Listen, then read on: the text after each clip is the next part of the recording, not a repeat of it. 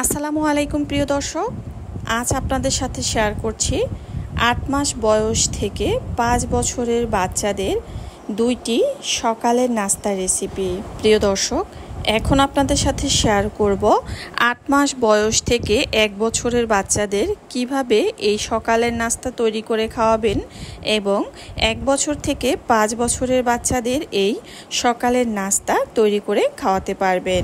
বাচ্চাদের খাবার রেসিপি তৈরি করার জন্য এখানে প্রথমেই নিয়েছি আমি কিছু সেমাইয়ের সাথে আপনারা চাইলে একটু সাবুদানা দিয়েও কিন্তু খাওয়াতে পারেন। একই সঙ্গে সেমাই এবং সাবু একই সঙ্গে খাওয়াতে পারেন। সেমাইগুলো যেহেতু লম্বা লম্বা ছিল, এই কারণে আমি হাতের সাহায্যে ভেঙে নিয়েছি। খুবই ছোট ছোট করে ভেঙে নিয়েছি। ছোট করে ভেঙে নিয়েছি এই কারণ অনেক বড় বড় থাকলে কিন্তু খাওয়ানোর সময় সমস্যা হয় এবং বাচ্চা কিন্তু ঠিকমতো খেতে পারে না। তো সেমাইগুলো আমি এখানে হালকা করে একটু ভেজে নিচ্ছি। প্রথম রেসিপিটি আমি শেয়ার করছি ৮ মাস থেকে ১ বছরের বাচ্চাদের জন্য। এখানে আমি লালচে বর্ণের করে ভেজে নিচ্ছি। এখানে আমি কোনো রকমের ঘি ব্যবহার করিনি। আপনারা চাইলে কিন্তু ঘি দিয়েও সেমাইটা ভেজে নিতে পারেন যদি বাচ্চার কোনো অ্যালার্জির সমস্যা না থাকে। এরপরে এখানে আমি দিয়ে দিয়েছি পরিমাণ মতো দুধটা অবশ্যই ১ বছর থেকে আপনারা চাইলে বাচ্চার খাবারে সরাসরি দিতে পারেন। আর এভাবে যদি দুধ দিয়ে কোনো খাবার রান্না করে খাওয়ান তাহলে আপনারা চাইলে ৮ মাস বয়স থেকেই দিতে পারবেন।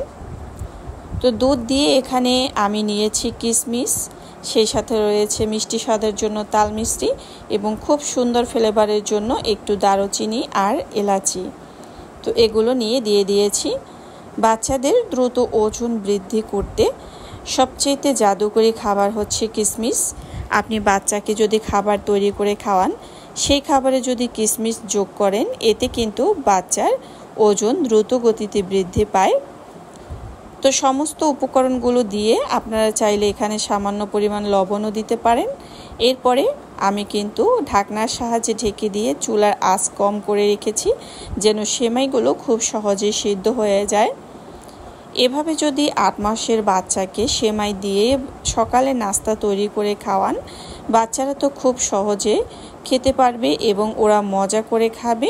সেই সাথে বাচ্চার ওজন দ্রুত গতিতে বৃদ্ধি পাবে। প্রিয় দর্শক, আপনি যদি চান যে বাচ্চার খাবারে গরুর দুধ নয় ফর্মুলা দুধ দিয়ে রান্না করবেন বা খাওয়াবেন, সেক্ষেত্রে অবশ্যই আপনি শুধু পানি দিয়ে সেমাইটা রান্না করে এরপরে যখন এভাবে বাচ্চার জন্য খাবারটা বেড়ে নেবেন একটা বাটিতে, ঠিক সেই সময়ে আপনি ফর্মুলা দুধটা মিশিয়ে বাচ্চার খাবারে খাওয়াতে পারবেন। তো সেই ভিডিওটা কিন্তু আজকের ভিডিওতেই রয়েছে। আপনারা ফর্মুলা দুধ দিয়ে কিভাবে বাচ্চাকে সকালের নাস্তা বা বিকেলের যে কোনো বেলাতেই হোক না কেন কী করে খাওয়াবেন। আর আপনারা যারা ফর্মুলা দুধ দিয়ে বাচ্চাকে খাবার খাওয়াতে চান, ফর্মুলা দুধটা আপনি যে বাচ্চার খাবার রান্না করেছেন পুরোটাতেই মিশিয়ে দিবেন না ফর্মুলা দুধ, কারণ ফর্মুলা দুধের যে খাবার তৈরি করা হয় সেটা হয়তো ঘণ্টাখানেকের বেশি রেখে কিন্তু বাচ্চাকে না খাওয়ানোই ভালো। তো বাচ্চাকে যেই পরিমাণ খাওয়াবেন সেই পরিমাণ বাটিতে নিয়ে পরবর্তীতে ফর্মুলা দুধটা মিশিয়ে দিবেন। এরপরে আমি চলে আসলাম ১ বছর থেকে ৫ বছরের বাচ্চাকে কিভাবে আপনি সেমাই রান্না করে খাওয়াতে পারবেন। প্রিয় দর্শক, এখানে দেখতে পাচ্ছেন আমি ২ রকমের বাদাম নিয়েছি, কাঠবাদাম আর কাজু বাদাম। তো কাঠবাদাম আর কাজু বাদাম একটু টেলে নিয়েছি। এরপরে এখানে আমি দিয়ে দিয়েছি বাটার, আপনারা চাইলে ঘিও দিতে পারেন। ঘি বাচ্চার মস্তিষ্কের উন্নতি করে স্মৃতিশক্তি বৃদ্ধিতে সহায়তা করে। আর এখানে যেহেতু ২ রকমের বাদাম নিয়েছি, আপনারা চাইলে প্রথম যদি বাচ্চাকে খাওয়ান সেক্ষেত্রে এক ধরনের বাদাম দিয়েও খাওয়াতে পারেন। বাদামও কিন্তু বাচ্চাদের স্মৃতিশক্তি বাড়াতে জাদুর মতো কাজ করে, তবে অল্প পরিমাণে দিবেন। অনেক বাচ্চার দেখা যায় অ্যালার্জির সমস্যা থাকে, তারা চাইলেই কিন্তু বাদাম বা ঘি দিয়ে খাবার খেতে পারে না।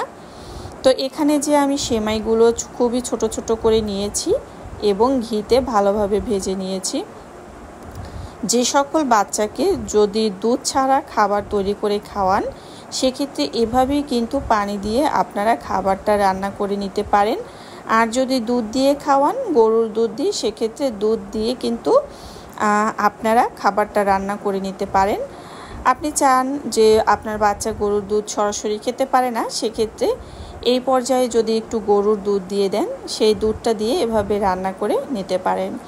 আর যদি গরুর দুধ নাও খাওয়ান, তাহলে এভাবে নর্মাল পানি দিয়ে কিন্তু সেমাই রান্না করে নিতে পারেন। তো এই পর্যায়ে দারুচিনি আর এলাচি দিয়ে দিয়েছি খুব সুন্দর একটা ফ্লেভারের জন্য। আর মিষ্টি স্বাদের জন্য এখানেও আমি তাল মিষ্টি ব্যবহার করেছি। তবে পার্থক্য হচ্ছে একটাই, সেটা হচ্ছে যারা আসলে গরুর দুধ দিয়ে খাওয়ান তারা গরুর দুধ দিয়ে রান্না করবেন, আর যারা ফর্মুলা দুধ দিয়ে খাওয়ান তারা রান্নার শেষে ফর্মুলা দুধটা মিশিয়াবেন। তবে পুরো রান্নাতে নয়, শুধু আপনার বেবির জন্য বাটিতে যতটুকু খাবার নেবেন ঠিক অতটুকু খাবারই ফর্মুলা দুধটা মিশাবেন। কারণ ফর্মুলা দুধের খাবার কিন্তু বেশিক্ষণ রাখতে পারবেন না, অতিরিক্ত হলে ঘন্টাখানিক। তো যাই হোক, আমি যে বাদামটা টেলে নিয়েছি সেটাও কিন্তু এখানে আমি গুঁড়ো করে নিয়েছি। তো এভাবে বাদাম ঘি দিয়ে যদি আপনি বাচ্চাকে সকালের নাস্তা বা বিকালের নাস্তা তৈরি করে খাওয়ান, এতে কিন্তু আপনার বাচ্চার ওজন যেমন দ্রুত বৃদ্ধি পাবে, তেমনি বাচ্চার স্মৃতিশক্তিও বৃদ্ধিতে সহায়তা করবে এবং বাচ্চার দেখা যাবে যে হাড় মজবুত হবে, বাচ্চার গ্রোথ বৃদ্ধি হবে।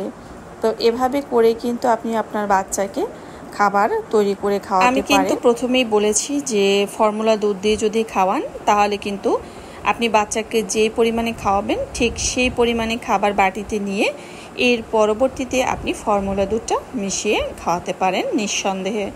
তবে 1 ঘন্টার বেশি ফর্মুলা দুধের খাবারটা আপনি রাখবেন না, আর রেখে কিন্তু বাচ্চাকে খাওয়াবেন না, এতে উপকারের চাইতে অপকারই বেশি হবে। তো যাই হোক, এই তো আমি পরিমাণ মতো একটু ফর্মুলা দুধ দিয়ে তারপর বাচ্চার খাবারে মিশিয়ে দিচ্ছি। যখন আপনার বাচ্চাকে এভাবে খাওয়াবেন, এটা কিন্তু 8 মাস থেকে 1 বছরের বাচ্চাদের জন্য এভাবে ফর্মুলা দুধটা মিশিয়ে দিবেন।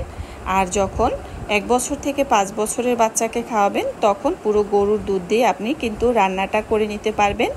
এতে করে বাচ্চারা খুবই মজা করে খাবে।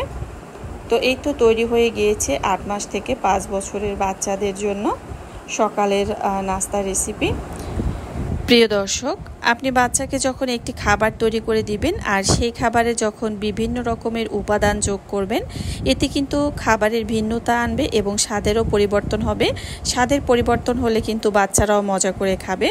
তো একই রকম খাবার বাচ্চারা খেতে চায় না, তো দরকার খাবারে ভিন্নতা আনা। এতক্ষণ সাথে থাকার জন্য অসংখ্য ধন্যবাদ। আল্লাহ হাফেজ।